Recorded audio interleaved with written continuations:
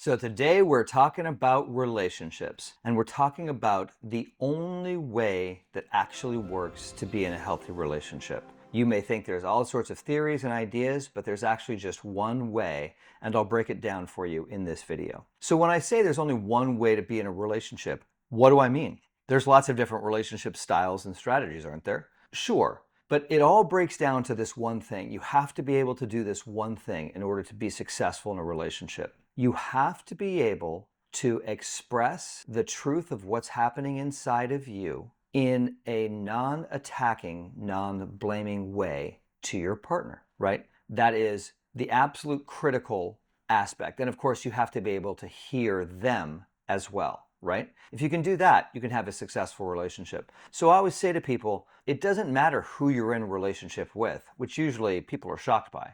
The number one rule of relationships is it doesn't matter who you're in a relationship with. What matters is who you are in that relationship. Because first you have to be able to show up and function in a relationship. Like that's the critical thing. Because you can be with the right person and it's still not going to work if you don't know how to be in a relationship. Then, of course, I go on to say, and this makes it make sense for some people, is once you know how to be in a relationship, then who you're in a relationship with absolutely matters. But first you have to learn the basic principles. So what actually works in a relationship? I would say the number one idea, if you can embrace this, and if you can't embrace this, that's okay. You can work up to it. But if you can view everybody around you, everybody exists as not being real, and that they are just cardboard cutouts of you, mirrors of you. Like if you've ever heard of dream interpretation, right? Every character in the dream is you. If you start to look at life this way, I'm not saying that's what's really happening, but I'm saying if you look at life this way, I can guarantee you your life will be 10 to 100 times better. What it does is it has you look at yourself for the solution to your problems. The only relationship problems you have is when your ego is blaming somebody else for the relationship problems. Relationship problems always come back to you. That's the core and fundamental principle. And so it's always a matter of you working with yourself. So if you get triggered by your partner and you're angry or upset, you have to own that trigger. You have to go, okay, this person is not causing my suffering. This person is triggering the suffering that already exists within me. And then I need to set about finding what's causing me the actual pain. And then I need to set about healing that pain so that it doesn't come up. Basically, I have a landmine inside of me, and it's very easy for any number of people to step on it. And if you look back over the course of your relationships, you will see patterns. These patterns are the evidence, the trail that's left behind from these broken and wounded parts that are running your relationship. So one of the big things that people often do in relationships is they feel like they need to talk about it all the time. And it's very important to be open in communication in relationships. But most of the time, there's some work to do on your own first. And this is the step that most people make. They're upset and they do one of two things. Either they try to avoid it and not talk about it at all, which doesn't work, or they try to go in and solve it with their partner. But the problem with that is both parties are reactive, both parties aren't being heard. So learning how to communicate in a relationship is the most critical thing, and learning when not to communicate in a relationship is also just as important. So when you get upset, you want to go off and say, why am I really upset? One of the fundamental principles here on this channel is from A Course in Miracles, which is I'm never upset for the reason I think I'm upset. So if I think I'm upset because my wife keeps leaving the sponge on the kitchen counter, then I've got a lot to learn, right? Because I'm not upset about that. That's a symbol, you see? So it's probably something, and my wife would never do that, by the way. My wife would never leave the sponge on the kitchen counter, so that's entirely fictional, but just to prove a point. What bothers me is the idea that she's disrespecting me, or she doesn't care about my needs, or something like that. And then from there, I can see, okay, the idea of being disrespected, that's what bothers me. And then I can look back in my history and I can go, well, when did I feel disrespected? Oh, I never felt listened to as a kid. And now we can begin to see how my relationship problems that seem to be happening now are a function of trauma that happened a long time ago that I keep reliving and reliving and reliving with different people and different partners down through the ages. And I never escape this trap until I start to see it and go, oh, here is this pattern, here's this wound. And we think the situations are independent, and they usually aren't. You want to look for the feelings under the situation. So you know yourself pretty well. You know the triggers that come up. So if it's like you just feel like you can't trust people, right?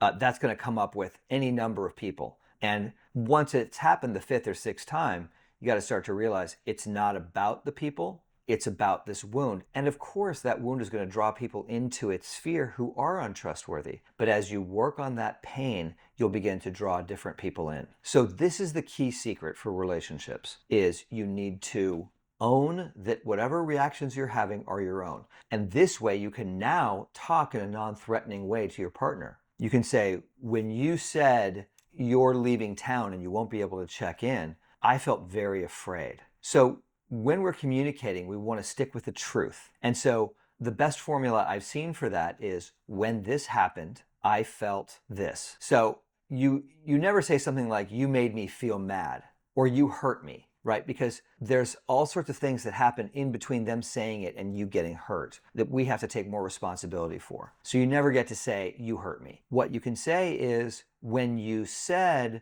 I look ugly in these jeans, I felt hurt, because we're presuming that person did say that, so that's a fact. And you felt hurt. That is also a fact. So that's fine.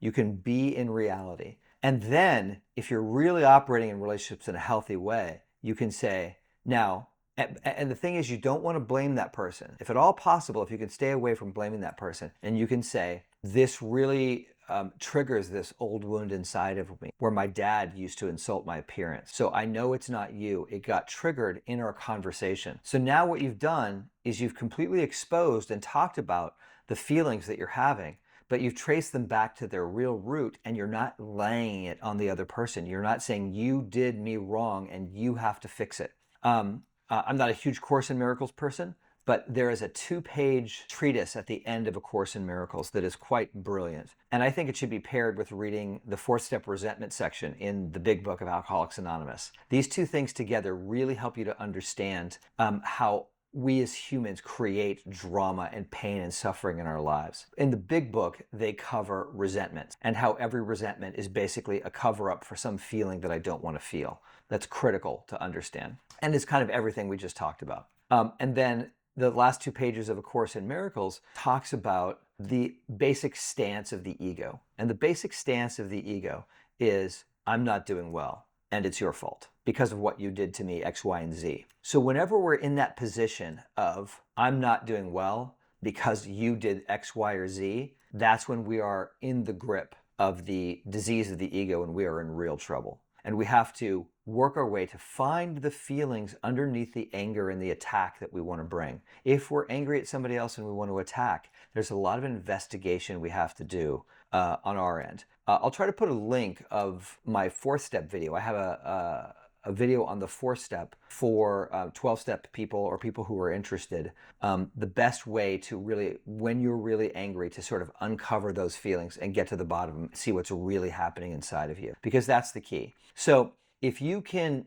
start to view relationships as this tool to help you to see what's really going on in yourself, as a way to get to happiness and also to create intimacy. You're creating intimacy with yourself by learning what's really going on with you. These are the core ideas that you can build a solid relationship on. If you're having relationship trouble and you want some support with that, I do one-on-one coaching to help a person find out where their wounds are taking them over and getting in the way. You can book a free initial consultation with me down in the description below. And honestly, you'd be an insane, crazy person not to take me up on that offer, because in that one session, I might just say something that'll change your life. There's a lot of things I've said to a lot of people that have really made a big difference. So take me up on that offer. I also have a free community called Unblock Your Brilliance. You can check it out. There's a lot of free classes on there that cover some of the things that we're talking about. That's also in the description. And also, I'm doing free YouTube Thursday live sessions where we do a guided meditation and we talk about your specific problems. So come and bring your problems and we'll sort them out live on YouTube. How exciting. So check out these resources and look into yourself and learn how to work with yourself, because that's where all the happiness flows from. And stay tuned to this channel, because that's what we're talking about all the time, how you can really break free and be happy in your life. Cheers.